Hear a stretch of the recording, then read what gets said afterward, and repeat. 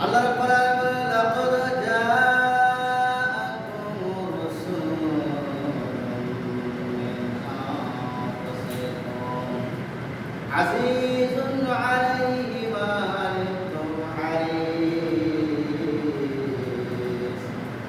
হারিসুন আলাইকুম বিল মুমিনিনা রাউফুর রাহিম। আল্লাহ তাআলা বলেন লাকাদ অবশ্যই জাআকুম রাসূলুম আমি একজন রাসূল তোমাদের মধ্যে পাঠিয়ে দিলাম, তোমাদের সমাজের মধ্যে যে রাসূল আমরা একজন রাসূল তোমাদের দুঃখ কষ্ট তোমাদের যে দুঃখ কষ্ট বেদনা রয়েছে সে আমার নতুন রাসূল তোমাদের সঙ্গী সাথী যেটা কাছে ভগবান সুবহানাল্লাহ। শুধু তাই নয়, রউফুর রহিম এমন একজন রাসূল স্নেহশীল এবং দয়ালু বলেন সুবহানাল্লাহ। পৃথিবীর সমস্ত মুফাসসিরে ইকরাম ইবনে কাসির থেকে শুরু করে নিয়ে রুহুল মানি রুহুল বায়ান তাফসীর জালালাইন প্রায় 14-15টি তাফসীরের মধ্যে এই আয়াতে কারিমার তাফসীরের মধ্যে এসেছে নবী সাল্লাল্লাহু আলাইহি ওয়াসাল্লামের শুভ সম্পর্কে মিলাদ সম্পর্কে কি সম্পর্কে মিলাদ সম্পর্কে আলোচনা করা হয়েছে। এই আয়াতে কারিমার মধ্যে নবী সাল্লাল্লাহু আলাইহি ওয়াসাল্লাম বলেছেন আবাদান আদম আলাইহিস সালাম পর্যন্ত আদম আলাইহিস সালাম থেকে নিয়ে শুরু করে আমি মুহাম্মদ সাল্লাল্লাহু আলাইহি সাল্লামের যে সৃষ্টি আল্লাহ তাআলা আমাকে পাঠিয়ে দিয়েছেন, আমার বংশধরের মধ্যে কেউ মুশরিক ছিল না, কেউ ছিলেন জিনাকারী ছিল না বলেন সুবহানাল্লাহ। আদম থেকে নিয়ে ইব্রাহিম আলাইহিস সালামের থেকে শুরু করে ইসমাঈল আলাইহিস সালামের বংশধর আমার রাসূল বলেন সুবহানাল্লাহ। তাহলে তার বংশধরের মধ্যে কেউ মুশরিক ছিল না এবং জিনাকারী ছিল না, সবাই ইসলামের শরীয়তের ভিত্তিতে তারা কি করেছেন বিবাহবদ্ধ হয়েছে। এমনি ভাবে হযরত ইব্রাহিম আলাইহিস সালাম আল্লাহর দরবারে দোয়া করেছিলেন রব্বানা ওয়াসবিহিম রাসূলুম মিনহুম ইয়াতলু আলাইহিম আয়াতিকা ওয়া ইউআল্লিমুহুমুল কিতাবা ওয়াল হিকমা ওয়া ইউযাক্কিহিম ইন্নাকা আনতাল আজিজুল হাকীম। সুবহানাল্লাহ।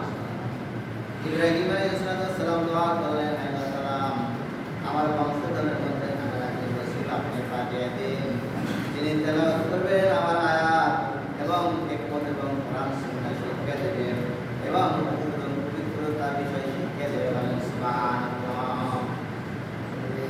এমনি ভাবে তাওরাত কিতাবে নবী করিম সাল্লাল্লাহু আলাইহি ওয়াসাল্লামের নাম ইসমুহু আহমদ বলা হয়েছে। হযরত ঈসা আলাইহিস সালাম আল্লাহর দরবারে তিনি দোয়া করলেন, আল্লাহ রাব্বুল আলামিন সেই দোয়াটা কোরআনুল কারীমের মধ্যে স্পষ্টভাবে তিনি আলোচনা করেছেন, আসসালামু আলাইয়া ইয়াওমা উলিদতু ওয়া ইয়াওমা আমুতু ওয়া ইয়াওমা আবআসু হাইয়া। আল্লাহ তিনি বললেন, হে আল্লাহ তাআলা সালাম আমাকে শান্তি বর্ষিত করুন, রহমত দান করুন। ইয়াওমা উলিদতু যেদিন আমি জন্মগ্রহণ করেছি। কোরআনে আসছে উলিদতু শব্দটা উলিদতু কয় কথা কালেন এরূপ বলে মাসি থেকে আসছে, মাদ্দা ওয়াও নাম দাল ভাবে জরাবা ইয়াদের থেকে আসছে যে উলিদতু শব্দটা আমি জন্মগ্রহণ করেছি। কোরআনের কারীমের মধ্যে ঈসা আলাইহিস সালাম বললেন আসসালামু আলাইকা ইয়াওমা উলিদতু, যেদিন আমি জন্মগ্রহণ করেছি সেদিন আমার কি বর্ষিত শান্তি কি শান্তি ওয়া ইয়াওমা আমুতু, মৃত্যুবরণ করবো সেই দিনও কি শান্তি ওয়া ইয়াওমা আবআসু হাইয়া, সেদিন পুনরুত্থান ভবিষ্যৎ দিবসের মধ্যে কি শান্তি। তাহলে কোরআনের কারীমের মধ্যে উলিদতু শব্দটা এসেছে জন্ম নিয়ে, কি নিয়ে জন্ম নিয়ে। ঈসা আলাইহিস সালাম এই বিষয়ে আল্লাহ তাআলা প্রার্থনা করেছেন। এমনি ভাবে কোরআনের কারীমের মধ্যে আরো দেখা রয়েছে ওয়ালাল মাউলুদি লাহু রিজকুহুন্না ওয়া কিসওয়াতুহুন্না বিল মা'রুফ। আরো জায়গায় বলা হয়েছে ওয়ালা মাউলুদুন লাহু বিওয়ালাদিহি। এমনি ভাবে কোরআন কারীমের মধ্যে সূরাতুল ইমরানে বলা হয়েছে ওয়ালা কাদ মান্নাল্লাহু আলাল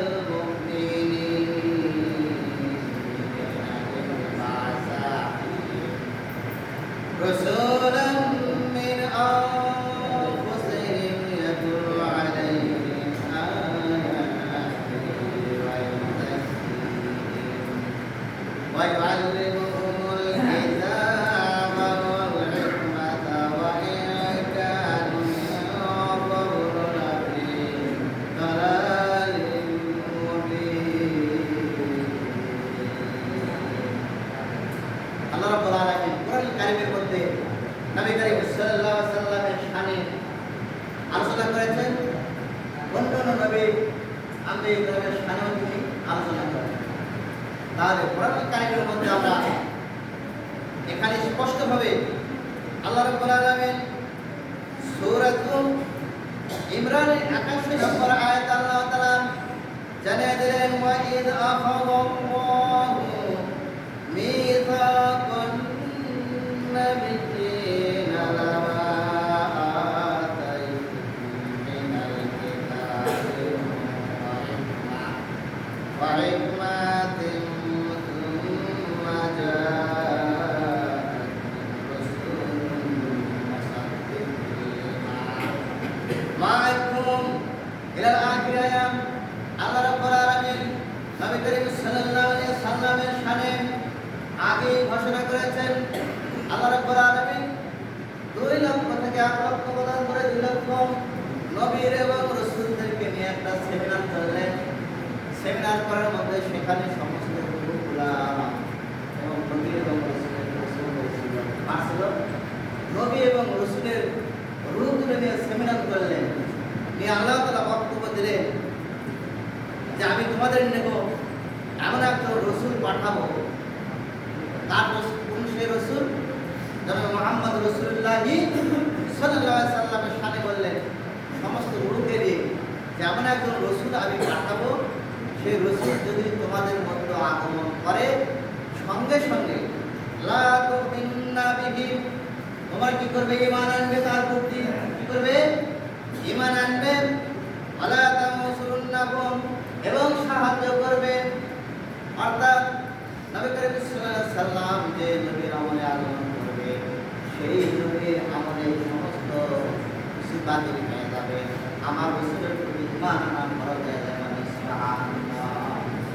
সেই রাসূলের প্রতি ঈমান আনা কি ফরজ এবং তাকে সাহায্য করা ফরজ। এই জন্য আল্লাহ তাআলা বললেন কি ওয়ালা আ'আকরারতুম ওয়া আকাসতুম আলা যালিকুম ইসরি, তোমরা কি আমার এই বক্তব্যকে গ্রহণ করেছো, মেনে নিয়েছো? অঙ্গীকার কি? সমস্ত লোকরা বলল না, সবাই বলল এই অঙ্গীকার আমরা গ্রহণ করেছি। এই অঙ্গীকার কি করেছি? আমরা গ্রহণ করেছি। আল্লাহ রাব্বুল আলামিন বললেন তাহলে শুনুন, ক্বালা ফাশহাদু ওয়া আনা মা'আকুম মিনাশ শাহিদিন। আল্লাহ তাআলা বলেন লোকরা সমস্ত নবী রাসূলের বিরুদ্ধে বলে শোনো, আমি সাক্ষ্য দিচ্ছি এবং তোমরা সাক্ষ্য দাও। যখন আমার রাসূল এই জমিনের মধ্যে চলে আসবে, আগমন করবে, তখন সমস্ত নবী এবং রাসূলের বিধান জারি করে দিলেন। তারপর কি করবে? তোমরা ঈমান আনবে এবং সাহায্য সহযোগিতা করবে। সুবহানাল্লাহ। এটা বলে প্রথম সেমিনার। আর দ্বিতীয় সেমিনার করেছিলেন সমস্ত রূপগুলো নিয়ে।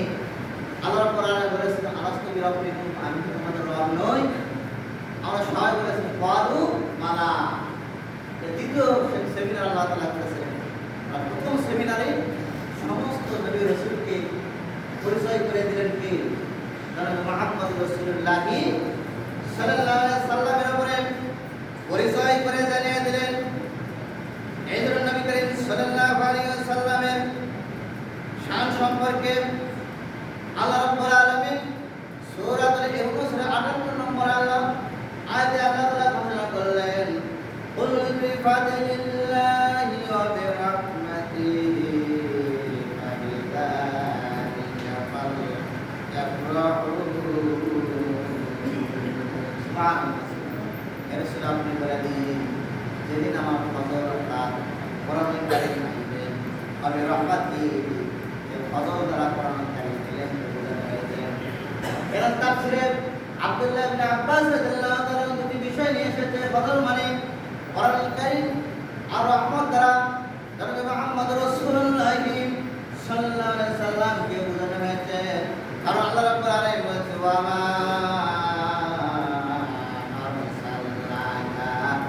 ইল্লা রাহমাতাল লিল আলামিন। সুবহানাল্লাহ।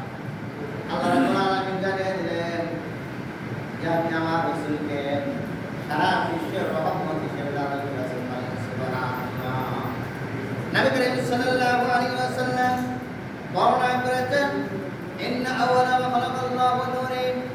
সর্বপ্রথমে আমার নূরকে কি করা হয়েছে? সৃষ্টি করা হয়েছে। এখানে পাঁচটি বিষয় নবী করিম সাল্লাল্লাহু আলাইহি ওয়াসাল্লাম হাদিসের মধ্যে উল্লেখ করেছেন। এক নম্বর উল্লেখ করেছেন খালাকাল্লাহুল আরশ। সর্বপ্রথম আল্লাহ রাব্বুল আলামিন আরশকে সৃষ্টি করেছেন। দুই নম্বরে খালাকাল্লাহু ইন্না আওয়ালা মা খালাকাল্লাহুল মাই। দুই নম্বর পানি সৃষ্টি করেছেন। ইন্না আওয়ালা মা খালাকাল্লাহুল কলম। তিন নম্বর আল্লাহ তাআলা সর্বপ্রথম কলম সৃষ্টি করেছেন। চার নম্বর ইন্না আওয়ালা মা খালাকাল্লাহুল আকলাক। আল্লাহ রাব্বুল আলামিন সর্বপ্রথম আকলাক সৃষ্টি করেছেন।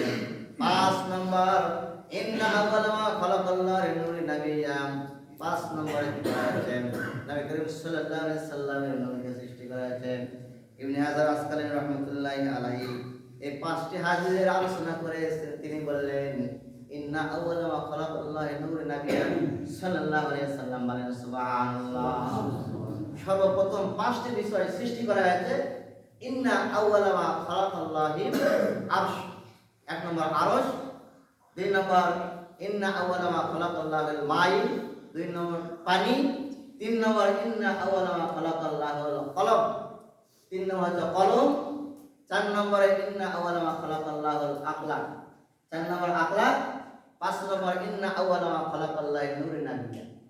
ইবনে হাজার আসকালানী রাহমাতুল্লাহি আলাইহি এই পাঁচটি হাদিসের ব্যাখ্যায় তিনি বলেছেন, আমি সর্বশেষ বলেছি যে ইন্না আওয়ালা মা খালাকাল্লাহু নূরুন নাবিয়ান সাল্লাল্লাহু আলাইহি সাল্লাম।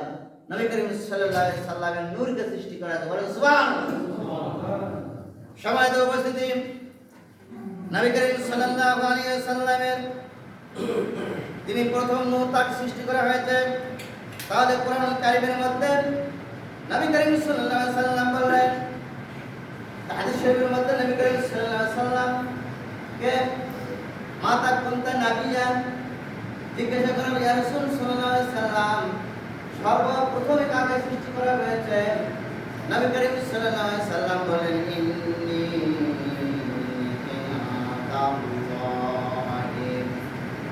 لخاتم النبيين وإن آدم لمنتظر في دينه.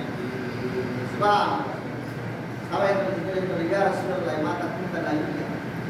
সর্বপ্রথমে কাকে সৃষ্টি করা হয়েছে? নবী হিসেবে কাকে সৃষ্টি করা হয়েছে? কখন থেকে আপনি নবী? মাতা কুনতা নাবিয়া। আপনি কখন থেকে নবী? নবী করিম সাল্লাল্লাহু আলাইহি ওয়াসাল্লাম বলেছেন আমি তখন থেকে খাতামান নবীন, যখন আদম আলাইহিস সালামের দেহ সৃষ্টি করা হয় নাই। দেহ সৃষ্টি করা হয় নাই অর্থাৎ দিন জমিনে আসার আগে থেকে আমি সুবহানাল্লাহ। নবী করিম সাল্লাল্লাহু আলাইহি ওয়াসাল্লাম রূহের জগৎ থেকেই নবী। বলেন সুবহানাল্লাহ। 48 বছর বয়সে তারপর ওহী নাযিল হয়েছে। কত বছর বয়সে? 40 বছর বয়সে ওহী নাযিল হয়ে নবুয়তটা প্রকাশ পেয়েছে। বলেন সুবহানাল্লাহ। সুবহানাল্লাহ। সম্মানিত উপস্থিতি, নবী করিম সাল্লাল্লাহু আলাইহি ওয়াসাল্লামের জন্ম সম্পর্কে নিয়ে, মিলাদ সম্পর্কে নিয়ে সহিহ বুখারীর মধ্যে একটা হাদিস বর্ণনা করেছেন।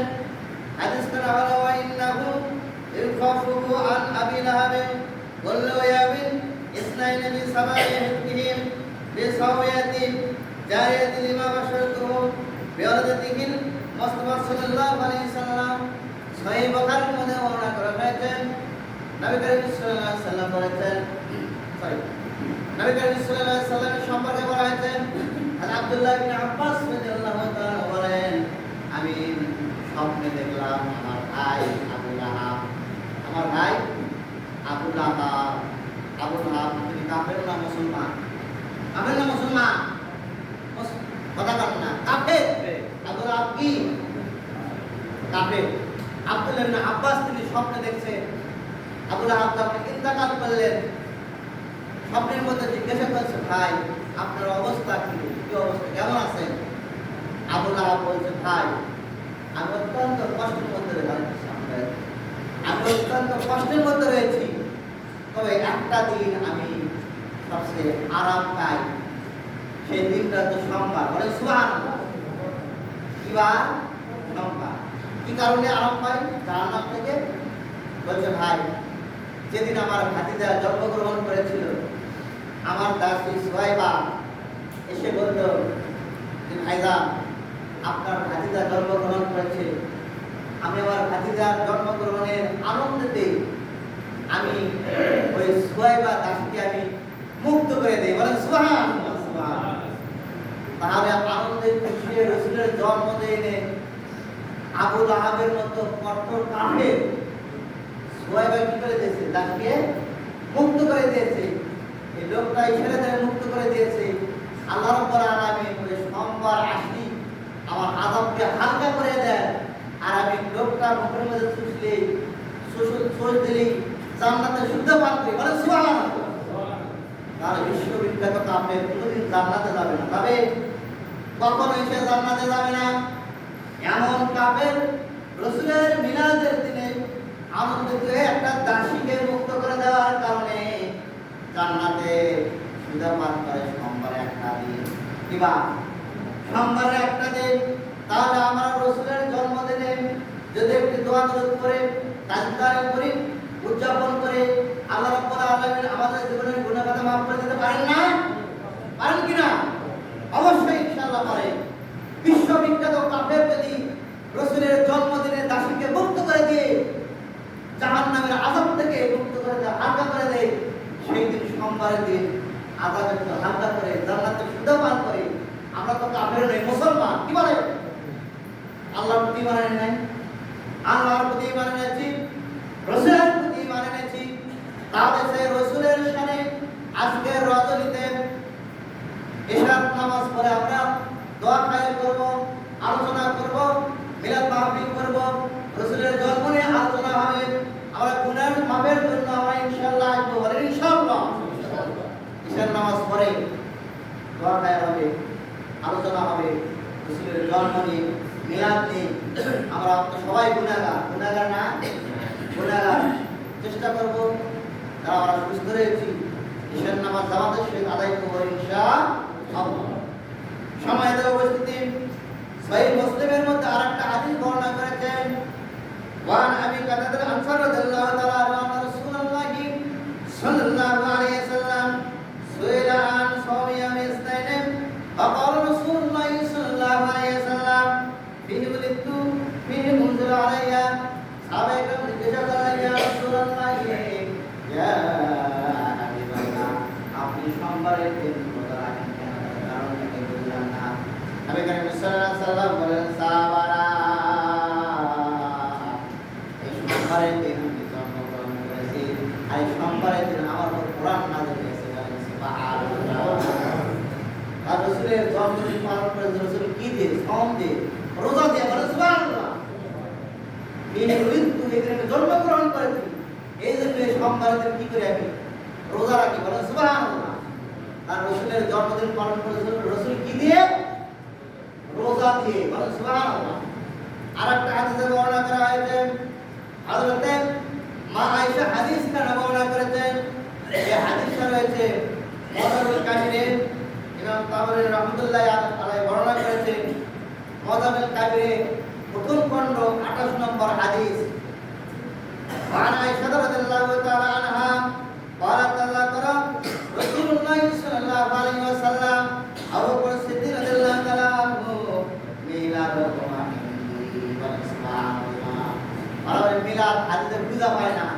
কোরআনে বলে মিলাদ খুঁজে পায় না। অথচ আসার থেকে হাদিস বর্ণনা করা হয়েছে ওয়ালাদ তাযাকারা রাসূলুল্লাহ সাল্লাল্লাহু আলাইহি ওয়াসাল্লাম আবু বকর সিদ্দিক রাদিয়াল্লাহু তাআলা মিলাদ হুমা ইনদি। হাদিস করা হয়েছে মুআদাবুল কাবিরে প্রথম খণ্ড 28 নম্বর হাদিস। কত নম্বর হাদিস? কিতাবে যা দেখবে স্পষ্ট বর্ণনা করা হয়েছে। মা আয়েশা বলেন ওয়ালাদ তিনি বলেন তাযাকারা রাসূলুল্লাহ সাল্লাল্লাহু আলাইহি ওয়াসাল্লাম ওয়া আবু বকর সিদ্দিক রাদিয়াল্লাহু তাআলা উভয় দুই দিন তারা মিলাদে রাসূলের জন্ম নিয়ে আলোচনা করেছেন। বলেন সুবহানাল্লাহ। তাহলে মিলাদ কোরআনে আছে, কথা বলেন না? হাদিসে আছে, স্পষ্ট আছে। রাসূলের মিলাদ মানে রাসূলের জন্ম। রাসূলের কি? রাসূলের জন্ম যদি না থাকে তাহলে কোরআন থাকে? কোরআন থাকবে? যার উপর কোরআন নাযিল হয়েছে এই রাসূলের মিলাদ তাহলে কোরআনে নাই, হাদিসে কোরআন নাই, এইগুলো মিথ্যা বানোয়াটের মৌলবীর ওয়াজ শোনা যাবে না। সম্মানিত উপস্থিতি, এই জন্য স্পষ্ট বর্ণনা করা হয়েছে হযরত মা আয়েশা তিনি ভালো জানেন, তার সহধর্মিণী, তিনি রাসূলের শানে কখনো মিথ্যা কথা বলতে পারে? কি বলতে পারে? কখনোই পারে না। তিনি বলেছেন হাদিসটা বর্ণনা করেছে তার রাসূলের যুগে মিলাদ ছিল, ছিল না? রাসূলের জন্ম মানেই তো মিলাদ। জন্ম মানে কি? মিলাদ আরবি শব্দ, বাংলা হচ্ছে জন্ম, মিলাদ আরবি শব্দ। তার রাসূলের যুগে মিলাদ ছিল, সাহাবার যুগে মিলাদ ছিল, তাবেঈনদের যুগে মিলাদ ছিল, তাবেঈনদের যুগে মিলাদ ছিল, খলাফায়ে রাশিদের যুগে মিলাদ ছিল। সারা 1400 বছর পর্যন্ত থেকে শুরু করে নিয়ে আজ পর্যন্ত রাসূলের মিলাদ আছে, কিয়ামত পর্যন্ত রাসূলের মিলাদ থাকবে। বলেন সুবহানাল্লাহ। তার রাসূলের মিলাদ আছে কি নাই? আছে। যে বলে রাসূলের মিলাদ নাই সে মুনাফিক না মুসলমান? মুনাফিক না মুসলমান? মনে রাখবেন, যে ব্যক্তি বলবে রাসূলের মিলাদ নাই সে বিশ্ব মুনাফিক, বিশ্ব মুনাফিক। তার রাসূলের মিলাদ মানে রাসূলের জন্ম সে অস্বীকার করেছে। রাসূলের জন্ম কি করেছে? অস্বীকার করেছে। রাসূলের জন্ম অস্বীকার করলে ঈমান থাকে? ঈমান থাকে? ঈমান থাকে না। সিস্টেমেটিক কিছু থাকতে পারে। আপনাদেরকে আমাদেরকে ধোঁকা দেয়, বলে প্রচলিত মিলাদ। কি বলে? প্রচলিত মিলাদ। আরে মেয়ে প্রচলিত, তুমি তো সমস্ত আমলে তো প্রচলিত করতেছো। তুমি যে দাওরা পাস করতেছো হবে হচ্ছে সিস্টেমে, এটা তো প্রচলিত। তুমি যে রাস্তায় দাঁড়িয়ে আদায় করতেছো, এটা তো প্রচলিত। তুমি যে গ্রামে গ্রামে আদায় করতেছো, এটা তো প্রচলিত। তুমি যে খতমে বুখারী করতেছো, এটা তো প্রচলিত। তুমি যে আপনার ঈদের নামাজ আসলে আপনি হচ্ছে আদায় করতেছো, চামড়ার টাকা আদায় করতেছো, এটা তো প্রচলিত। তুমি যে মাইক আজাদ দিচ্ছ, এটা তো প্রচলিত। তুমি টাইম দিয়ে মসজিদ বানাচ্ছো, এটা তো প্রচলিত। তুমি যে ঘড়ির টাইমে নামাজ পড়তেছো, এটা তো প্রচলিত। প্রচলিত সবই তো প্রচলিত। প্রচলিত লয় কিন্তু তাহলে মূল আসল দলিল থাকতে হবে। কথা ঠিক কিনা? আসল দলিল থাকতে হবে। আরে প্রচলিত দিয়ে আজকে সারা বিশ্বের মুসলমানকে আজকে তারা ভ্রান্ত জগতে তারা পাঠিয়ে দিয়েছে। কথা ঠিক কিনা? আজকে রাসূলের সাথে মিলাদ হবে, অনুষ্ঠান হবে, বেদাত